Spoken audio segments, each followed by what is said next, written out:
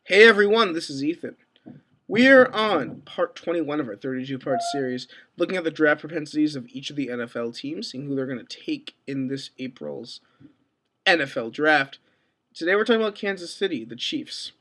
And some analysts have called them the Patriots West, considering that they took some talent from New England when they sort of tried to revitalize this franchise.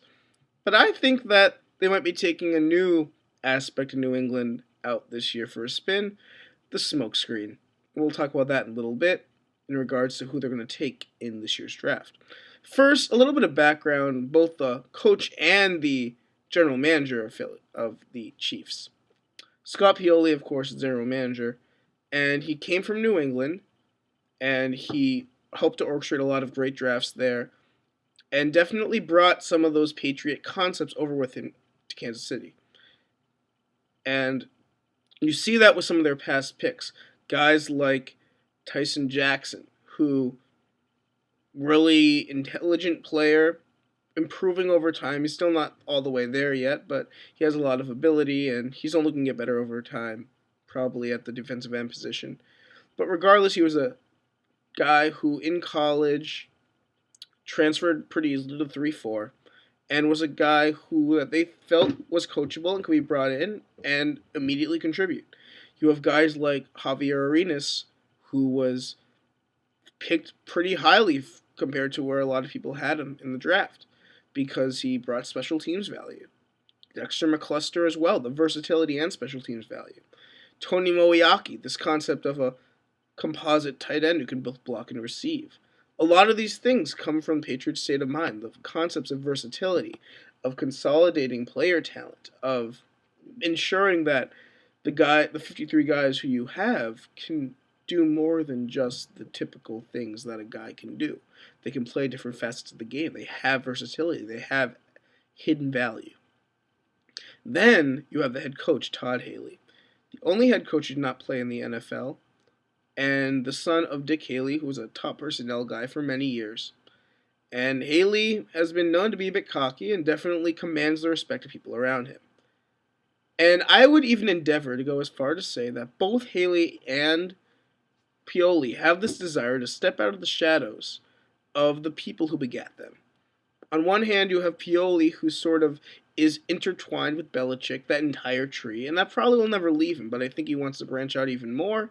And then you have Haley, who has something to prove to everyone he plays, because he never played in the NFL. People doubt him every day. People still don't think he can relate to players. He was grandfathered in, essentially, and he feels like he has to prove that he's the man and he's in charge. That brings us to the first round pick. I'm hearing a lot of Phil Taylor to Kansas City. And I want to preface what I'm going to say by saying that it's definitely a possibility to some extent. Phil Taylor is a very athletic player. In terms of talent, he fits perfectly with what they want to do. He plays with pretty good leverage. He has good push. They've taken guys from the South before in Texas, Southwest area. So it would make sense. It would be a good pick.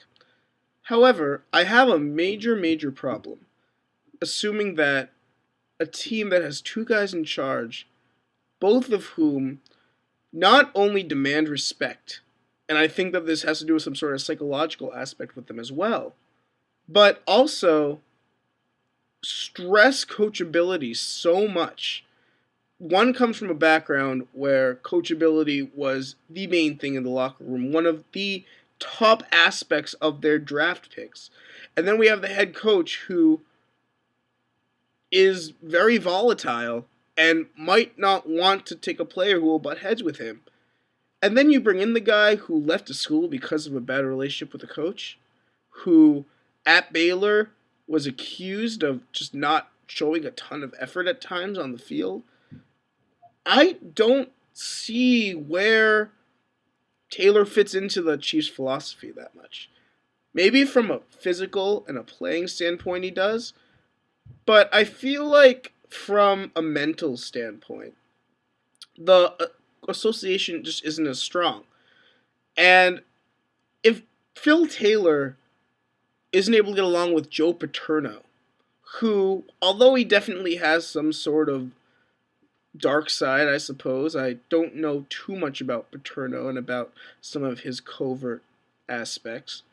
He's a pretty laid back coach. He is not going to be able to deal with Todd Haley at all.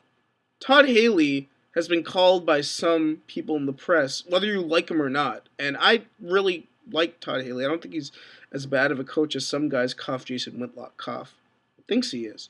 He's been called an egomaniac. He's been called someone who is constantly the center of attention, someone who really plays on the emotions of players to get the best out of them. And he needs guys who can be coached and who will be willing to give their all to the team and who won't be divas. And I have a major issue with them considering Phil Taylor when this major problem caused me to kick out of Penn State. Now, it's very possible that they've moved on from this issue. It's not a problem anymore. I mean, that's totally feasible. And if they think that's the case, that's probably one of the reasons why they're bringing him for an interview and why they are going to his pro day. They want to get to know him. They want to see if he has moved past this issue. However, this is the kind of thing that I, as someone who is prognosticating the draft, cannot know. So until then, I find it safer to assume that the opinions haven't changed as much as some people assume them to be. So we'll see what happens with Phil Taylor to Kansas City, that entire scenario. Right now, my favorite for this pick is a player who has fallen a bit under the radar, but has a lot of potential and would fit their offensive scheme pretty well. That's Torrey Smith out of Maryland. I think that, first of all, most importantly, he's extremely coachable, and he definitely would be able to work within this framework that Kansas City lays out for him. But second of all, he has great versatility. He can make yards happen after the catch. He works well in short spaces. He'll fit well in Bill Moore's new offense. Of course, Moore stresses ball control, possession, and Smith will fit well in that. He'll be a great companion to Dwayne Bowe, who needs somebody opposite him who isn't a total schlub. And also, he brings special teams value. He's returned kicks in the past. He can gun. So, I think that if I was putting odds on the pick, I would probably have Torrey Smith odds higher than odds for Phil Taylor. And I think there are other guys that could take too, guys who offer versatility all over the defense, who can play multiple positions. And I think that definitely is something to think about. Also, Southern guys. I like taking Southern guys. Maybe moving up a little bit to like the Midwest and the Mid-Atlantic, but Southern guys definitely are the piece de resistance of Chiefs drafting. So there are options there for them. I just think this Phil Taylor thing could be a smokescreen. So we'll definitely have to see what happens there. Looking later in the draft, some other guys that they could take who could help. Chris Neal out of West Virginia is an interesting prospect at nose tackle. He has good penetrating ability. He fits a lot of what they do in Kansas City. And though he isn't a Phil Taylor athletically, he will put in 110% off the field, and he has a great motor. So I think that could matter for them as well. They could use elephants at linebacker. They already have one in Tamba Hali, but opposite him, a guy like Pernell McPhee out of Mississippi State could work very well. Maybe even they go Big Ten and they decide to take an Adrian Claiborne type character who would be really good if he doesn't have to put his arm down, because that's the issue with his arm, the Earps policy. Also, wide receivers wise, if they don't take Torrey Smith, decide to take somebody else early in the draft, guys like Titus Young, Dwayne Harris, Greg Salas, who have hidden value in special teams, will be very valuable for this team. Especially a guy like Harris or Salas, because Young might be a little bit redundant due to Dexter McCluster already being on the team.